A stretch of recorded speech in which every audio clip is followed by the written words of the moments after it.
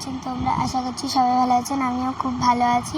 এখানে দেখতে পাচ্ছেন আজকে আমাদের বাড়ি রান্না হবে বিরিয়ানি। তার জন্য এখানে দেখতেই পাচ্ছেন প্রথমে গোশটা ভেজে নিচ্ছে, ভালোভাবে ফ্রাই করে নিচ্ছে। এই দেখুন চিকেনটা।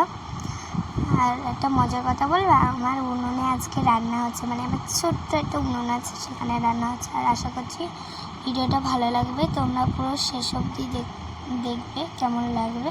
আর আপনারাও বাড়িতে বানিয়ে দেখবেন কেমন লাগে। চিকেনটা এখন ফ্রাই হচ্ছে। আর আমি তাড়াতাড়ি গিয়ে শসাটা কেটে নিলাম। কেন বলো তো, শসা দিয়ে বিরিয়ানিতে খেতে খুব সুন্দর লাগে। চুটকি মেরে শসাটা কেটে নিলাম। আর দেওয়ার সময় আমার না ক্লিপটা নোবাইনি। এখন বিরিয়ানি তৈরি হয়ে গেছে, তো আমি ক্লিপটা নিচ্ছি কেন, তখন আমি একটু শসা কাটছিলাম, তো তার জন্য। আর এখানে দেখো একটা গামলিতে ভাত রাখছে আর একটা গামলিতে গোশত, চিকেন অ্যান্ড আলু রাখছে। আর আমার খুব খিদে পেয়ে গেছে বলে আমি তাড়াতাড়ি করে খেতে বসে পড়েছি। এখানে আলুটা যা নরম হয়েছিল, গোশতটা ভীষণ সফট হয়েছিল। একটু গোশত, একটু আলু আর একটু শসা নিয়ে নিলাম। নিয়ে আর আমি মাখিয়ে গালে পুরো দিলাম।